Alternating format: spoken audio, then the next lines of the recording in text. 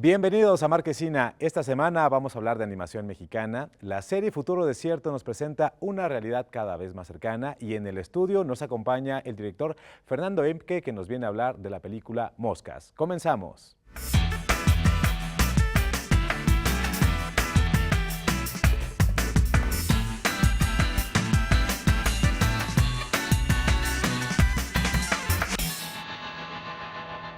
El mundo de la animación mexicana expande sus fronteras.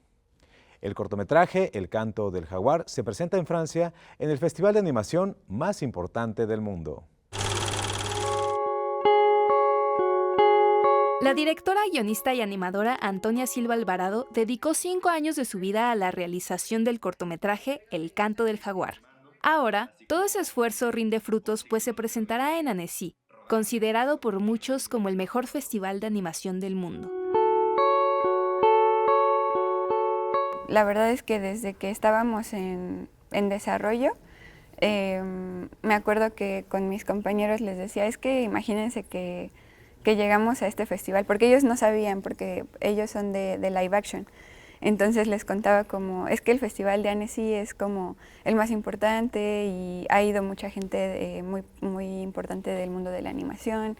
La película narra la historia de una mujer jaguar que viaja de Oaxaca a la Ciudad de México, un mundo en el que se siente ajena. Sin embargo, por medio de sueños puede encontrar la manera de conectarse con sus raíces y seguir adelante.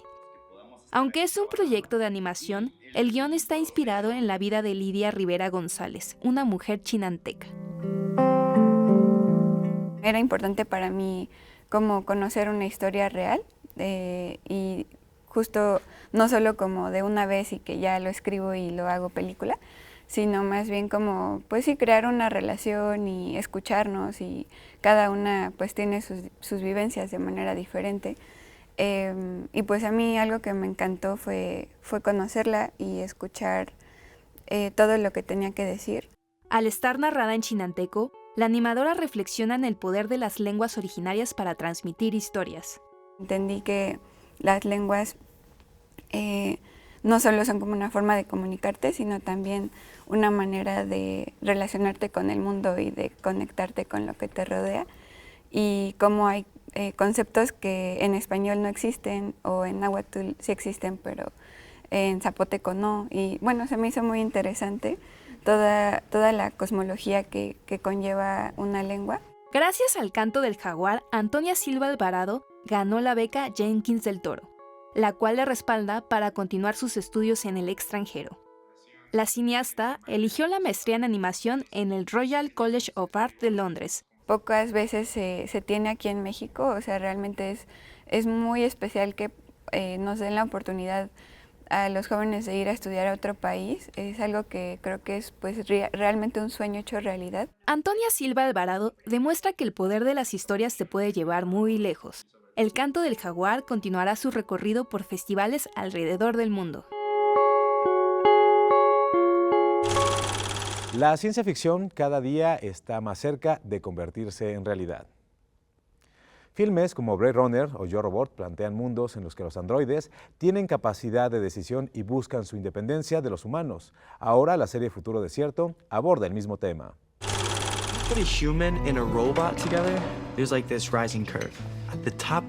Futuro Desierto es una serie filmada en México que nos presenta una realidad no muy lejana, en el que grandes corporaciones han emprendido una carrera para desarrollar androides autónomos con características humanas. Cuando hicimos el proyecto, pero sobre todo ahora que lo vimos, pues la gran pregunta es qué tan alejados estamos de eso, qué tan utópica es esa ficción, o qué tan fantástica es esa realidad, o si ya estamos a la vuelta de que eso empiece a surgir y a suceder.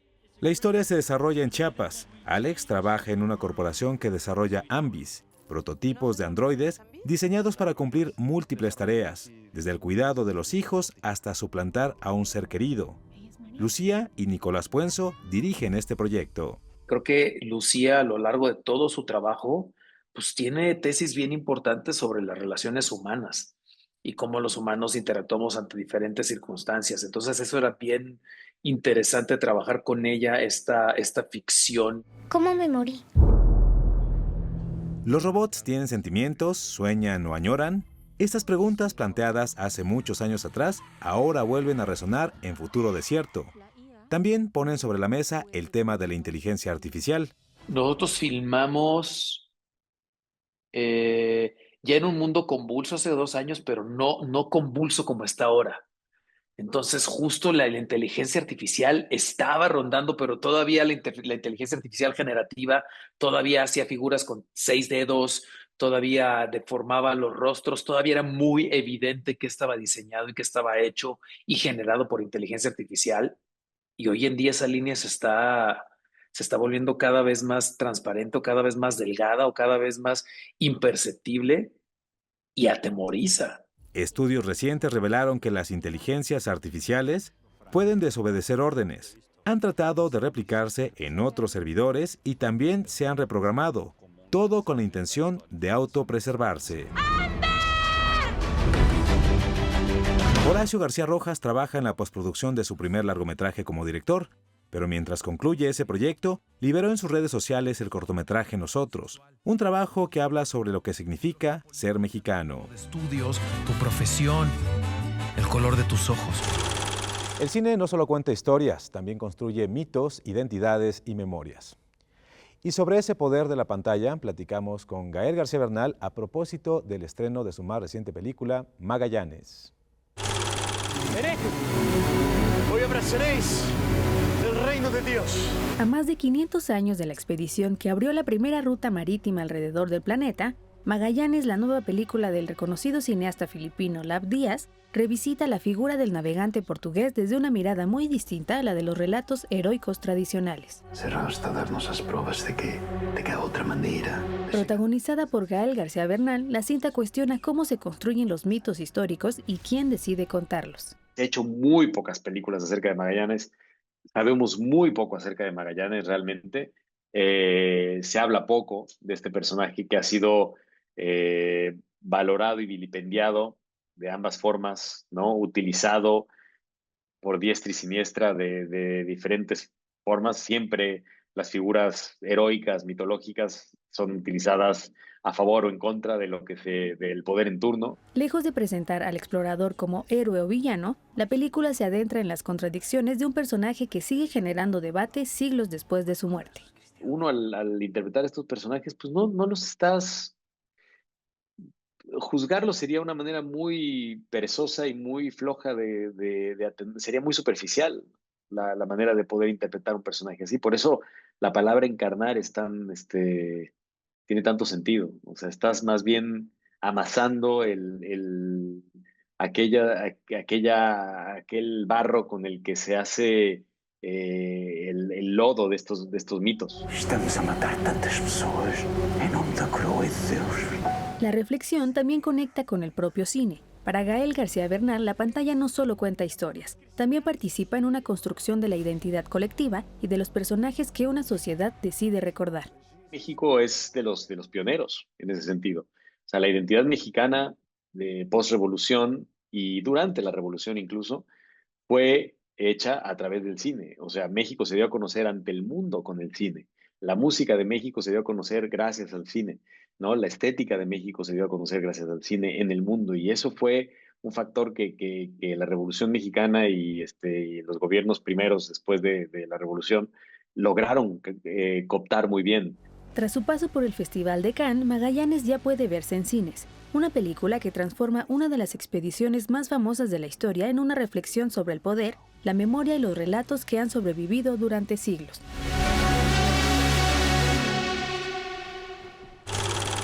Gael García también ha trabajado con directores como Pedro Almodóvar en La mala educación o La ciencia del sueño, dirigida por Michel Gondry.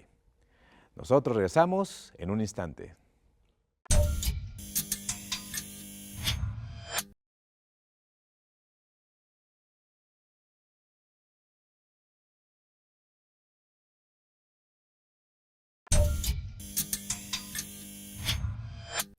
Ya estamos de vuelta y nos sentimos muy contentos porque esta semana nos acompaña en el estudio el director Fernando Emke para hablarnos de Moscas, una película que se estrenó en el Festival Internacional de Cine de Berlín, luego inauguró el de Guadalajara y ahora llega a la cartelera. ¿Cómo estás, Fernando? Hola, Julio. Muy bien, gracias. Un placer, como siempre. Gracias, muchas gracias. Una película que ya lo decía, que a mí me emocionó mucho, me conmovió y también me divirtió mucho. Es algo un poco atípico, ¿no? Para el cine mexicano.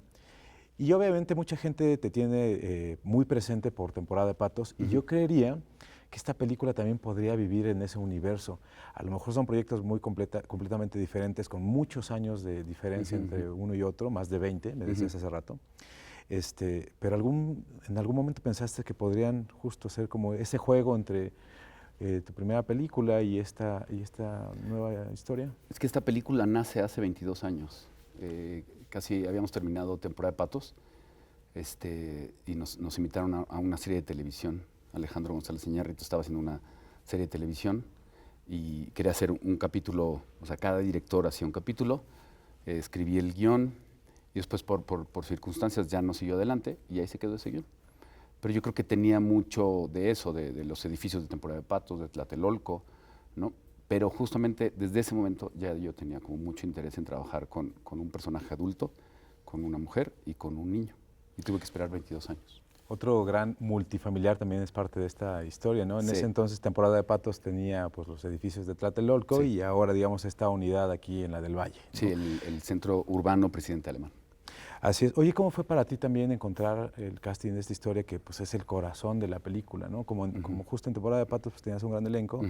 Aquí está Teresita Sánchez, que desde mi particular punto de vista es una de las mejores actrices en la actualidad del cine mexicano, pero tienes también a jóvenes debutantes que se roban el corazón del público. Sí, está Bastián Escobar. Fue un casting realmente no tan largo, afortunadamente. Lo hizo Marco Aguilar, el director de casting. Él fue a Tehuantepec y fue increíble todo el proceso. Y como escogimos a Bastián fue muy divertido porque en general Marco les pedía algo a los niños y a Bastián también le pidió eso y Bastián no lo quiso hacer, lo que le había pedido. Entonces ahí fue como decir, este sí es un rebelde, ¿no? un niño con mucho carácter y mucha personalidad. Entonces pues fue increíble y así fue el rodaje. Y Teresita Sánchez, yo siempre la he admirado, siempre he seguido como su carrera, pero cuando me volteó la cabeza y dije quiero trabajar con ella fue en la película de La Camarista, de Lila Vilés, que hace el personaje de Minitoya. Y ya, o sea, yo creo que este guión lo reescribimos ya con Teresita en mente. ¿Qué tan complejo fue encontrar como el tono de la película pensando en que tiene un poco de drama, tiene un poco de comedia y tiene temas sensibles para el país, como es el tema de la salud, los enfermos de cáncer, por supuesto, la soledad, y bueno, es una historia que pega desde diferentes puntos de vista a diferentes espectadores. Yo tuve la enorme fortuna de trabajar con Vanessa Garnica, que es la guionista, y creo que se fue dando de manera muy orgánica ese ritmo, ese tono. A mí siempre me ha gustado mucho es que no es comedia, no es realmente comedia, es melodrama, ¿no? Claro. Pero siempre el tono es fársico. A mí me inspira mucho el cine de Chaplin, ¿no? Por ejemplo, El Chico de Charlie Chaplin. Entonces, creo que maridan muy bien. El melodrama, este es un melodrama, ¿no? Moscas es un melodrama y tiene un tono de humor. Y yo creo que es bien importante el humor. Vanessa y yo estamos convencidos de que el humor es la manera más respetuosa de acercarte a alguien. Es la manera más humana de ver a tus personajes, ¿no? Todo el principio con Teresita hay como, a pesar de que es un personaje solitario, hay toda una cuestión con la mosca, ¿no? Que yo siempre digo que era mi homenaje a la Pantera Rosa, ¿no? Y hay humor, y yo me río también de eso, y no me río del dolor, me río porque me identifico. Yo también muchas veces me aíslo, ¿no? Teresita está con este juego en la computadora. Yo también puedo estar con mi teléfono, ¿no? Y aislarme y pasar mucho tiempo encerrado y no me gusta abrir las ventanas y el ruido de la calle y que me identifico. Entonces por eso me da risa y creo que el público, la audiencia va a conectar con eso, ¿no? Porque todos estamos de alguna u otra manera ahí. Me tocó estar en la función de presentación de la película ya previo a su estreno. ¿Cómo fue recibida, por ejemplo, en Berlín, ¿no? Donde se sabe que el público es un poco más frío, pero donde la película también recibió varios reconocimientos? Sí, sí. Te lo decía, estando aquí en la Cineteca Nacional con una sala llena, hacía mucho que una película mexicana no generaba esa reacción de tanto sollozo por ahí entre un lado y otro. Yo creo que en Berlín es una historia muy universal. Y creo que también la audiencia compartió mucho eso, ¿no? Compartió mucho con el personaje de Olga, ¿no? También a veces este aislamiento, a veces también estos grandes edificios, ¿no? Que también en Berlín los hubo, ¿no? Cuando era la Alemania oriental, ¿no? Entonces creo que la gente se identificó, pero hay algo muy importante que es, hay algo muy mexicano en la película, que o sea, vimos la respuesta en Guadalajara, ¿no? Con el público en Guadalajara. No es que no se entendieran los chistes en Alemania, pero hay sutilezas que solo en México. Y entonces en Guadalajara la película funcionó muy bien con la audiencia, y ahorita en la presentación de la Cineteca, en la premier, también, ¿no? La gente conecta mucho. Es una película muy mexicana, nunca folclorista, ¿no? Pero sí muy, muy profundamente mexicana. Oye, ¿has pensado un poco por qué llevan tus historias siempre, digamos, a tener personajes protagónicos en los que se relacionan adultos con adolescentes o niños? Lo vimos justo en temporada de Patos, lo vimos recientemente también en Olmo, en Club Sándwich, en fin, a lo largo de tu filmografía se ha visto bastante esto. Yo creo que los personajes, ya sea adolescentes o niños, son como pequeños maestros. Cuando tienes la oportunidad de estar con un niño, aprendes muchísimo, si quieres aprender, ¿no? Y entonces creo que siempre es como un arquetipo, ¿no? El niño le enseña al adulto, ¿no? Lo que vamos olvidando en el transcurso de la vida, después de experiencias, del dolor, el niño como que te regresa otra vez a esa infancia. A veces las partes técnicas de una película quedan como en segundo plano, pero aquí resaltan todo el tiempo, ¿no? O sea, el diseño sonoro es increíble y la fotografía de María Seco también. Es una película que tiene muchos silencios, por ejemplo. Me gustaría que me hablaras de esos dos rubros dentro de la película. Pues en cuanto al diseño sonoro, Javier Umpierres, con él trabajé en la película pasada, Olmo, y es increíble trabajar con Javier, es alguien que propone mucho. Yo puedo ser mucho más seco, trato de no tener tantos elementos, y Javier pone, y entonces encontramos un muy, muy buen equilibrio. Tenemos la fortuna de haber trabajado con Camilo Lara, ¿no? Con quien yo trabajé hace 1000 años. Hicimos juntos Mr. P-Mosh, de Plastilina Mosh. Yo dirigí el video y él estaba trabajando en la disquera. Eso no me la sabía, por Sí, él fue el primero que me dio un trabajo en el mundo audiovisual. Y siempre hemos querido trabajar juntos, y fue hasta ahorita, hasta Moscas. Habíamos trabajado él como supervisor musical, pero ya como músico, como el score, fue hasta Moscas. Y la imagen de María Seco, yo había trabajado con María Seco en Club Sándwich, ella había trabajado en La Jaula de Oro.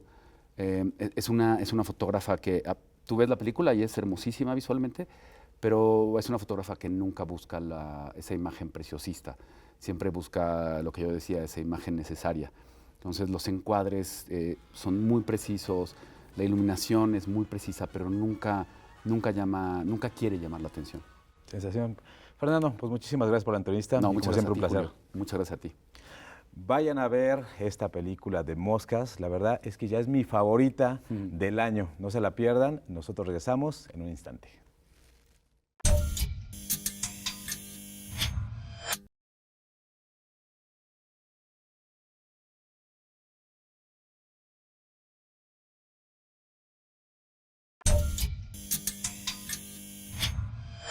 Como cada semana, le damos la bienvenida a Kenia de la Cruz, que nos viene a hablar de lo más destacado del cine. ¿Cómo estás, Kenia? Muy bien, gracias. Oye, pues venimos del súper estreno de Toy Story y con esta noticia de que va a venir el elenco de Spider-Man.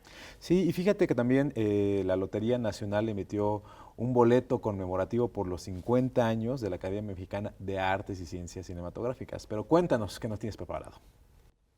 Esta semana el cine se pone nostálgico, ruidoso y un poquito intenso. Hay caricaturas que regresan cargadas de nostalgia, baterías que retumban en vivo, películas que cumplen años sin envejecer y universos que están a punto de regresar. Así que acompáñenme porque esto no es solo cartelera. Veamos este plano secuencia.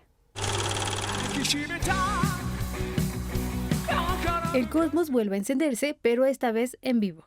Pegasus Fantasy Live llega el 22 de agosto al Teatro Gran Recinto, con orquesta sinfónica interpretando los temas que marcaron a toda una generación. Más de 100 músicos en escena reviven el universo de los Caballeros del Zodiaco, esa saga que convirtió armaduras, batallas y amistad en parte de la cultura pop de los 90 en México. Y sí, Basta con escuchar los primeros segundos de Pegasus Fantasy para que todo vuelva.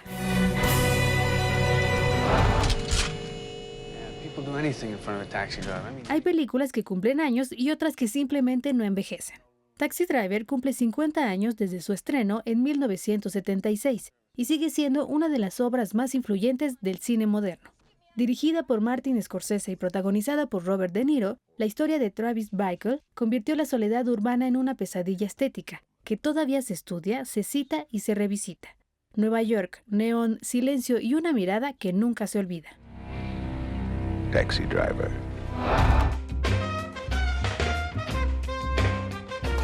El jazz ya no solo se escucha, ahora se vive como tensión pura. Whiplash in Concert llega a la Arena Monterrey el 27 de septiembre. La cinta ganadora de 3 premios Oscar llegará en formato cine-concierto, en pantalla gigante acompañada por músicos en vivo interpretando su banda sonora.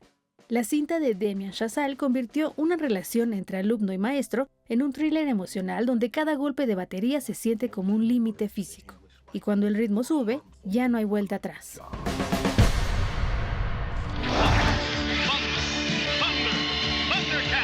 Los años 80 están de vuelta.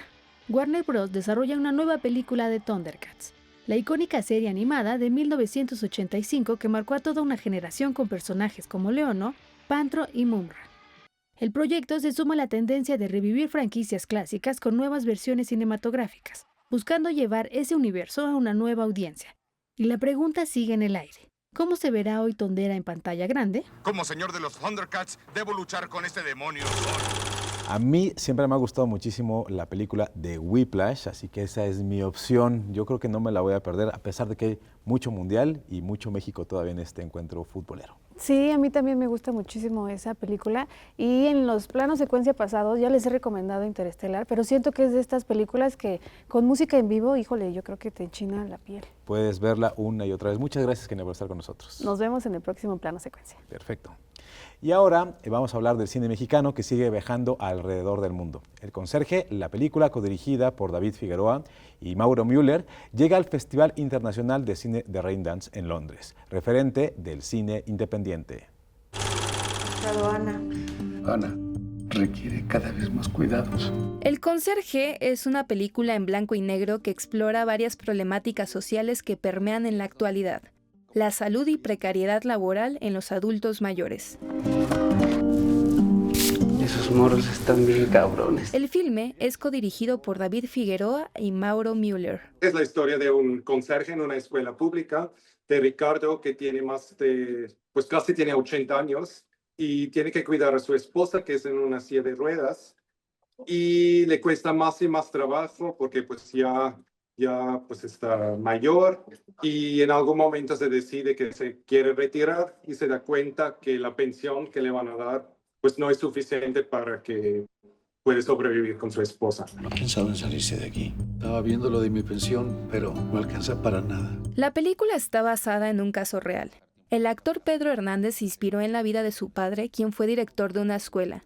Ahí trabajaba Ricardo, un conserje que enfrentó muchas dificultades. Pero para nosotros pues está siendo una historia con un mensaje claro, ¿no? Con este discurso de cómo funciona la seguridad social en nuestro país y cómo muchas veces la responsabilidad o la carga de las personas mayores que no reciben una buena pensión o no tienen ese soporte del Estado cae en la familia. En esta película participan también grandes intérpretes de la cinematografía nacional como Luisa Huertas, Mercedes Hernández y Leonardo Alonso.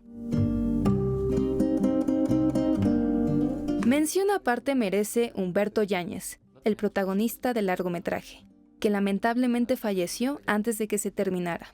De una forma también es un poco la vida de Humberto, porque Humberto ha sido una institución en teatro, ha hecho mucho teatro, muchas obras, pero nunca fue el protagónico en un largometraje. Y ya casi a sus 80 años, cuando lo grabamos, pues ya tenía 80 años, pues de su primer papel en una película. El Conserje tuvo una recepción positiva en el Festival de Cine de Raindance. Ahora continuará con su camino por festivales internacionales. Las redes sociales han tomado gran relevancia en algunas profesiones. Tener pocos seguidores o perder tu cuenta te pueden meter en aprietos. Eso es justamente lo que le sucedió al actor Joshua Okamoto. ¿Estar bien con ella? ¿Y estás bien contigo? Joshua Okamoto es un actor que ha participado en películas como Muerte al Verano, en series como Los Reyes del Oriente y en proyectos internacionales como Saw X, El Juego del Miedo. Sin embargo, su ascendente carrera sufrió un revés inesperado. Hoy, en 2026, ser actor está muy relacionado a las redes sociales, ¿no? O al menos así lo vivo yo.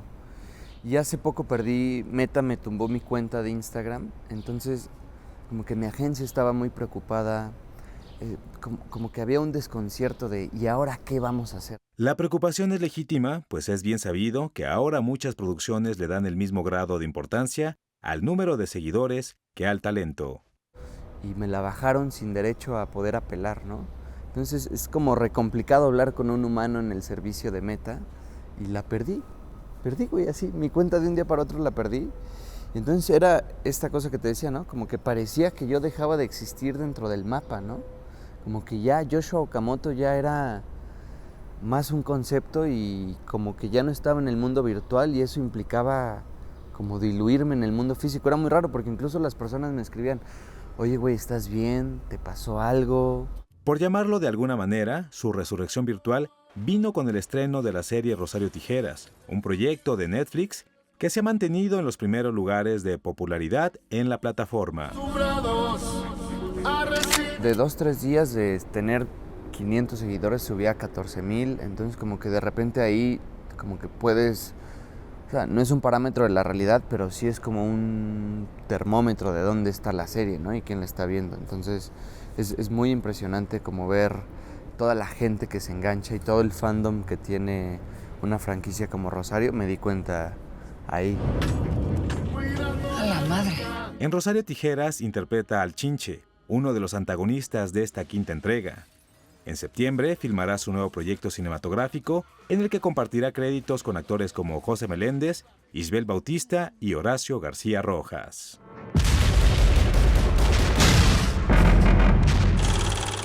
Nosotros con esto nos despedimos, pero antes de hacerlo recuerden seguirnos en nuestras redes sociales y que pueden ver el programa completo en YouTube en la cuenta oficial de Canal 22. Yo soy Julio López y esto fue Marquesina.